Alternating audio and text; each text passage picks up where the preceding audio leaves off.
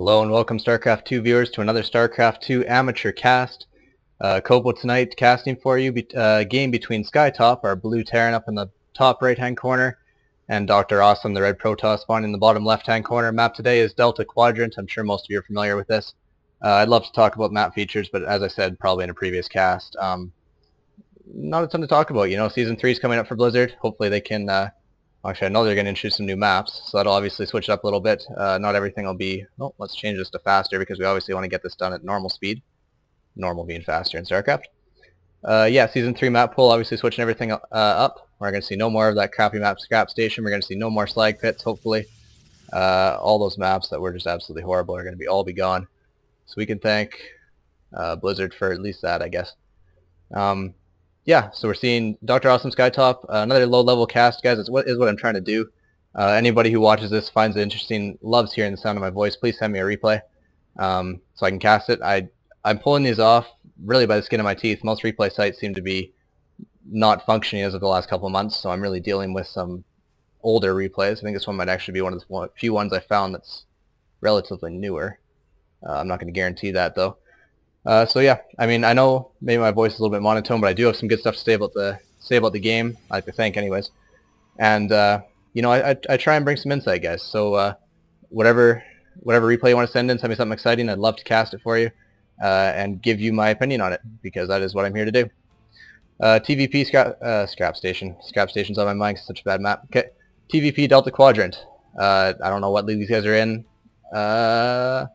I'm thinking it's around high silver, low gold kind of thing. Maybe we'll disagree after we've watched this together, but that's my first suspicion of it when I saw the APM graphs, which is actually all I'm going off of.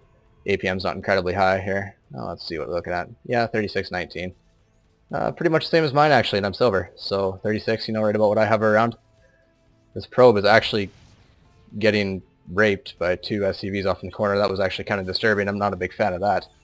Caught the tail end of that. I'd rewind and go back to it, but I don't know if it's something I actually really want to see right now. Let's talk about openings now, since we really have nothing else to discuss other than money for replays. Guys, keep sending them in. I would love to be able to cast a user sent in replay very much. Orbital command coming out for the Terran. First gas coming down now. Protoss already has his first gas up in mining. Obviously is going for some sort of warp gate play. You know what Protoss doesn't these days, actually any days. Warp gate being basically the center of the Protoss race. Every race has something that, you know, other races consider a little bit overpowered. Terrans got their mules because mules are OP. Protoss has the ability to warp in anywhere they have power. You know, warp gate's a fundamental need for the Protoss race. Some people consider that a little bit overpowered, and Zerg, well, they're usually the ones calling things overpowered, but if we really wanted to pick apart their race, you know, if you let them macro, they win, because they can just keep throwing army after army after army at you because they can build it all at once. Larva system OP, guys. Mules OP, warping in's OP, and Larva system's OP, so basically Blizzard get rid of StarCraft 2 and bring back StarCraft 1, or Brood War if apparently we want to listen to the fans, because nobody ever seems to be happy with balance changes. Somebody's always going to be a little bit pissed off. Second barracks coming down for the Terran here. Tech Lab on the first one. We don't see any research out of that yet. I was supposed to say we saw some nitro packs, but obviously that's not what that means. That has not been researched. Two Marines coming out. Reaper coming out. Okay, obviously that's the purpose behind the Tech Lab, but he's not going to be getting that upgrade because that is unnecessary most times unless you're going Master Reaper in mono battles. Two gateways up, Cybernetics Core, currently boosting out the Warp Gate research. Fantastic, I know exactly what comes out of Cybernetics Core because I'm just pro like that. Three gateways and a fourth gateway coming down. I guess we're seeing a 4-gate out of DrAwesome, although this does seem to be a little bit oddly timed. Maybe it's just me. Somebody maybe inform me if I'm wrong about that odd timing, but I think it is a little bit different. Reaper standing here at the top. Normally Reapers are used to scout. I'd love to see this Reaper go down to the other side. Big advantage to getting a Reaper early game for Terran is basically to do the scouting. If you just send this Reaper over, he'd see this fourth gateway get cancelled, and a Robo put up in its place. Okay, we're going to see 3-gate Robo. Sorry guys, wasn't quite ready for that one. Reaper's now coming across the scout. Obviously this is what he had in mind. Early game mobility, guys. Terran has two ways to scout in the early game. One, they have to, you know, avoid one of those OP mules and go for a scan instead. And that actually gives them very good scouting, but only in a specific spot. It's limited unless you scan perfectly right. You can miss a lot of stuff that the other guy's doing.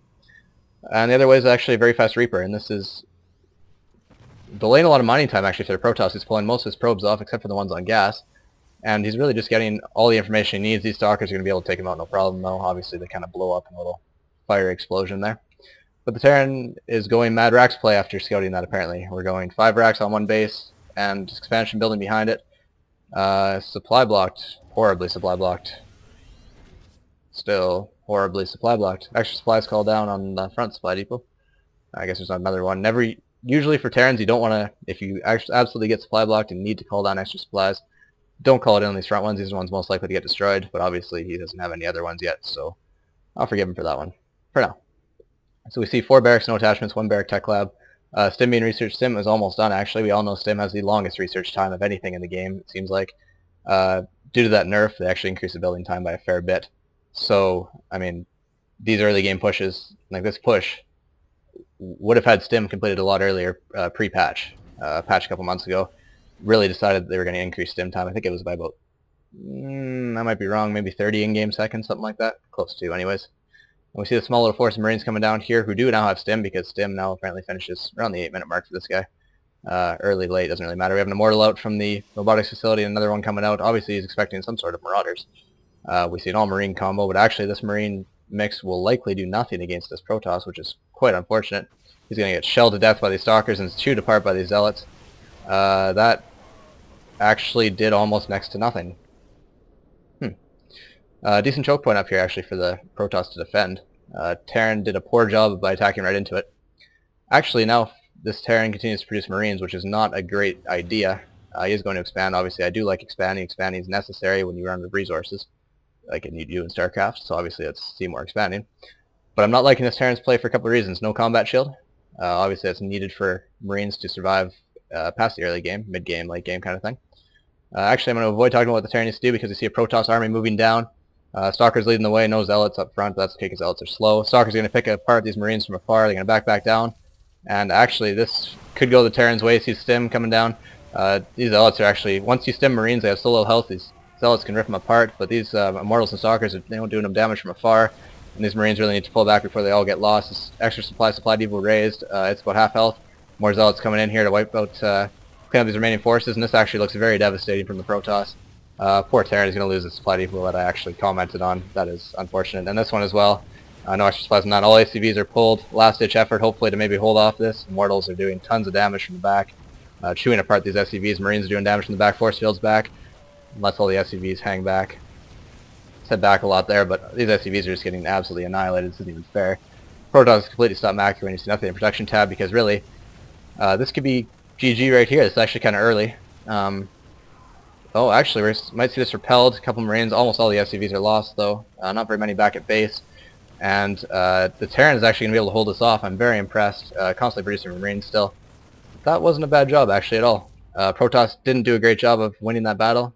Obviously, he didn't win that battle. He didn't do a great job of engaging in that because he ran all his units up to a choke point. This barracks up here created a choke point, so even once the Protoss got rid of these 2 supply depots, he really had nowhere to go. These Marines were able to shell on. Zealots couldn't do their proper damage because they couldn't spread out and attack.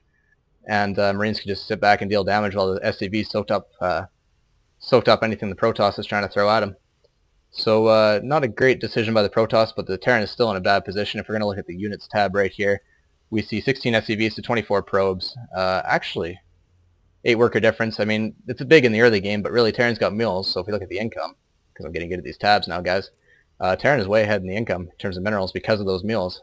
He's just called down 4 of them on this expansion, and really called down another one from this. As he will right there. Very good. And he's right back in this. Keep rebuilding SCVs while he mines more minerals, and if the Protoss doesn't keep putting on continuous pressure, this could actually get out of hand. We do see only mass Marines being produced. We do see combat shield finally coming down, and the factory comes down at the 12-minute, 20-second mark. Very standard play right there. Not mining any gas, obviously, since it's not building any gas tech-heavy units. We're just going to go see mass Marine. There really is nothing wrong with mass Marine. Although the Protoss did stop macroing there for a little bit. He's got a robotics bay coming up to hopefully get the Colossi out. Dropped another gateway, or dropped 2 more gateways actually, but he still hasn't expanded. So his main has got to be decently low on resources. Actually, this would be a fantastic time to expand. He's got the resources for it, and he knows he's got the Terran on his back foot. So maybe take this advantage, take what you've just gained with that push, which you did gain a lot by killing a lot of SCVs. Expand behind it. Take this to a macro game where you know you're ahead in economy. But it looks like we're just going to see more warp-ins here. I'm not seeing any expansion now. It's actually really worrying for me, because that means if this push fails, which it is rather fearsome, so the Protoss is basically banking on the fact that this push won't fail. But if it does end up failing, then he is so far behind in economy that it's not even funny, because he would have to do insane economic damage to make up for the fact that he has no expansion down yet. Double engineering base up here getting double upgrades. I actually am a big fan of that play. That's something I do myself. But we see the Protoss moving towards the expansion. I do believe he saw it. You see the expansion down? Wrong view. Yes, he did see the expansion down. Actually, he saw it when it was completed. It was completed up in the base, so if he sees it landed there, obviously it's completed. And he could really move in and probably win this game right now. His Marines are not very powerful. I mean, they are in large groups, but really Zealots can chew them apart. And if these 1-1 upgrades get done, that's actually going to help the Terran a lot. Protoss is going to move forward. It looks like just as 1-1 is finishing for the Terran. Attacking the expansion, obviously, first. Trying to get delay that mining time any way he can because he's so far behind in income as it is. Pull up the production tab again. SCV's mules forced to pull back once their home goes down. Colossus in the back now. We finally have one out. These Marines, obviously Colossus are basically the hard counter to Marines, but these Marines are all bunched up, and this is not going to be good for them because Colossus can deal mad damage. They get vision of the high ground. Marines streaming down the map, running into those Zealots, and there's GG because the Terran knows that mass Marines did not work against a Colossus, Zealot, Stalker, Sentry, everything that Protoss can throw at him. Army. We see a starboard eventually coming up, but really it was too little too late for the Terran, who had an amazing amount of money and not enough production facilities to get out, enough units to deal with that. We saw this pylon dealing reinforcements in. Protoss never did expand, so really if that push had failed, that would have been it for him. But yeah, guys, send me replays, please. I'm trying to do the lower leagues amateur stuff. I can talk fast. If you don't like the sound of my voice, subscribe anyway. And send me stuff to cast, please, please, please. This has been Kopo, and hopefully you enjoyed this cast, and I will see you guys later.